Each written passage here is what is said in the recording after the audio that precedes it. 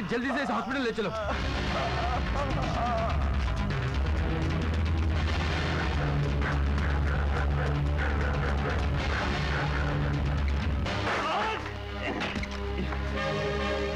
अबे छोड़ दो मुझे, मैं कहता हूँ छोड़ दो मुझे, छोड़ दो। चल। कानून के उस हिमायती का हंस देखने के बाद भी तेरी आंखें नहीं खुली? तू मेरे हाथ से मरना चाहता है क्या? अबे मारना जिलाना तो ऊपर वाले के हाथ में है। एक गवाह को मारकर तू सत्यदेव को डराना चाहता है? अबे पुलिस स्टेशन चल, वरना तेरी हड्डियां पसले तोड़ दूंगा। छोड़ दो मुझे, चल। बिल्कुल नहीं, मैं कुछ नहीं सुनूंगी। आज तो फैसला होकर रहेगा। मैं पूछती हूँ, तुम ये सब बंद करोगे या नहीं? उफ़ो, ऐसा कौन सा गुनाह कर दिया मैंने? आज किसी गुनहगार को पकड़वाना उसके गुनाह से भी बढ़कर गुनाह है। तो क्या उनके डर से अपने जीने का ढंग बदल दूं? उफ़ो, और भी तो लोग इस दुनिया में जी रहे हैं। एक तुम्हें कोई पराई आग में अपना हाथ डालने का शौक क्यों है? किसी के घर में कोई बीमार हो तो डॉक्टर पहुंचने से पहले तुम पहुंच जाते हो। किसी को जरा सी तकलीफ हो, जरा दुख हो, तो उनसे पहले तुम्हारी आंखों में आंसू आ जाते हैं। अरे कभी अपने बेटे के बारे में सोचो, अपने भविष्य के बारे में सोचो, और अगर उस पर भी आंखें ना खुले तो ये आने वाले बच्चे के बारे में सोचो। अगर कहीं ऊंच नीच हो गई तो मैं मुझे कोई फिक्र नहीं, मेरी गीता उन्हें पाल लेगी, क्योंकि वो मुझसे ज्यादा दिलेर और हिम्मत वाली है। देखो देखो, अब ये बातें बनाकर मुझे मत बहलाओ। अच्छा ये बताओ, ये सब करके तुम्हें क्या मिलता है? शांति।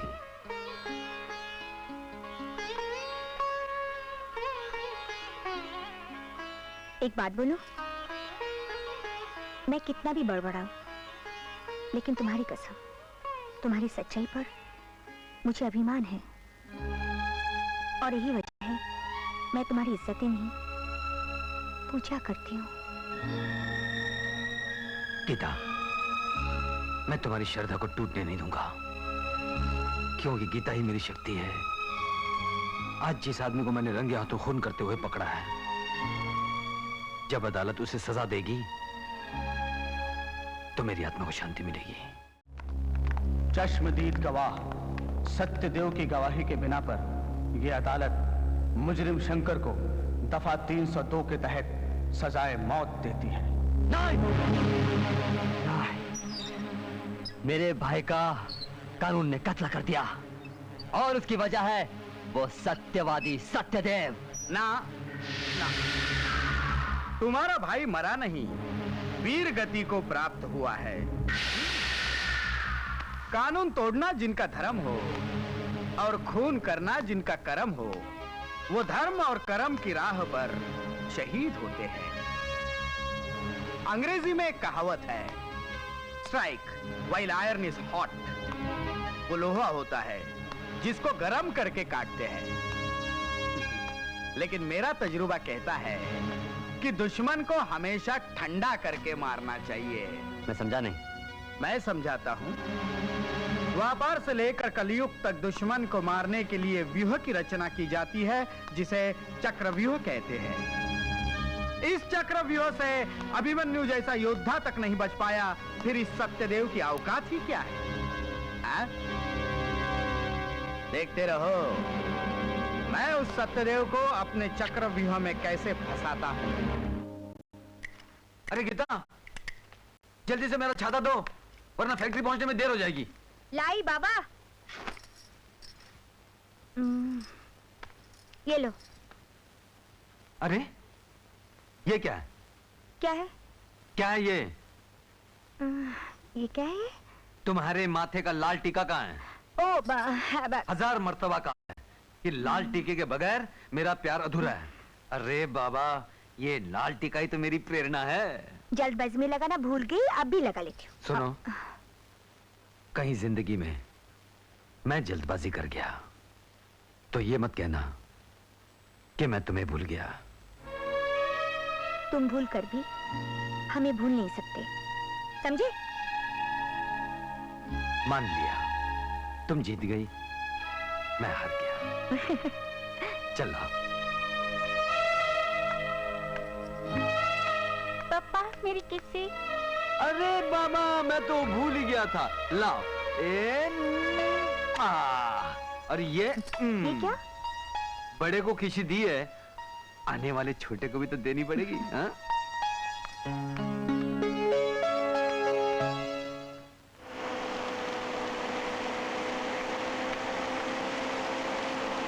गाड़ी लो।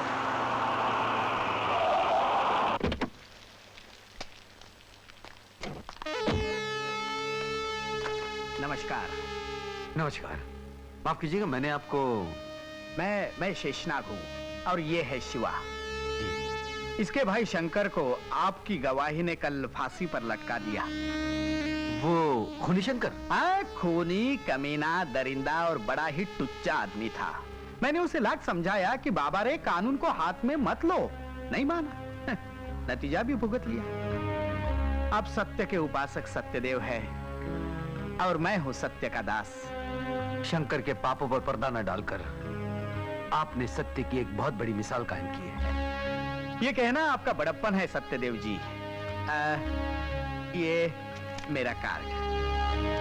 भगवान ना करे आप पर कभी किसी दुख या परेशानी की छाया पड़े, लेकिन कभी भी किसी भी वक्त मैं अगर आपके काम आ सका तो ये मेरे लिए बहुत गौरवपूर्ण बात होगी। बहुत बहुत धन्यवाद।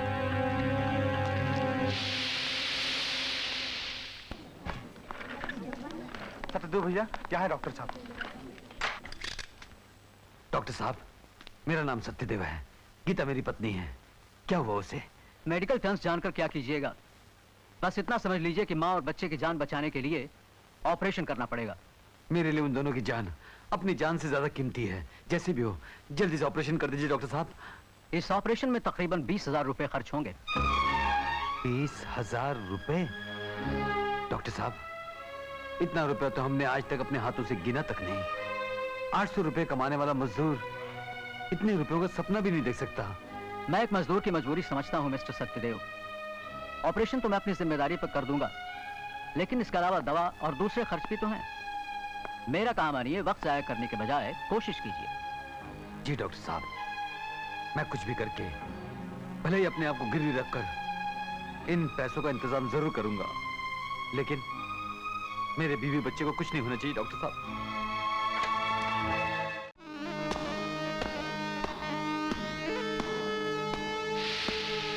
नमस्कार। ओहो, धन्य भाग हमारे चूटी के घर भगवान पधारे। मैं प्रार्थना लेकर आया हूं सेठ जी कि मेरी पत्नी एक जिंदगी को जन्म देने के लिए मौत से लड़ रही है अस्पताल में। अगर मैं आधे घंटे के अंदर 20,000 रुपए लेकर अस्पताल में नहीं पहुंचा तो मेरी गीता मर जाएगी सेठ जी। ना ना ना सत्यदेव जी, गीता तो अमर है। ना ही वो कभी मरी थी और ना ही कभी मरेगी। शिवा, जानते हैं सत्यदेव जी, लक्ष्मी और गृह लक्ष्मी के लिए मेरे अंदर बहुत सम्मान है। इसीलिए तो सेठ जी, लक्ष्मी की कृपा है आप पर। शेषनाग जी, ये लीजिए सत्यदेव जी, इसमें 5 लाख रुपए है। इन पर अब सिर्फ आप ही का अधिकार है। नहीं सेठ जी, मुझे 5 लाख नहीं, सिर्फ 20,000 रुपए चाहिए, वो भी अधिकार से नहीं, बतौर कर्ज के। लेकिन सत्यदेव जी, कर्ज लेते समय कुछ जमानत दी जाती है। मेरी जिंदगी, मेरी सांस, मेरे तन की चमड़ी तक आपकी है सेठ जी।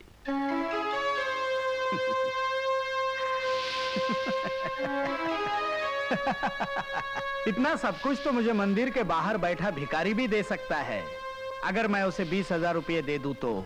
सेठ जी, तो फिर उस चीज का नाम बताइए, मैं आखिरी सांस निकलने से पहले उसे आपको ला कर दूंगा। मुझे सत्यदेव चाहिए। सत्यदेव? हाँ, वो सत्यदेव जिसको सारी दुनिया सत्य का देवता मानकर उसकी पूजा करती है। सेठ जी, सत्य की तो पूजा होती है, सत्य बिकता नहीं।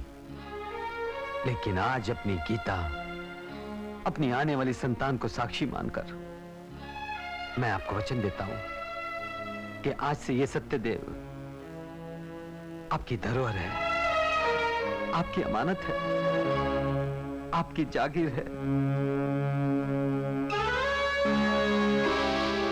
तो ये आपका वचन है? जी हाँ, ये मेरा वचन है।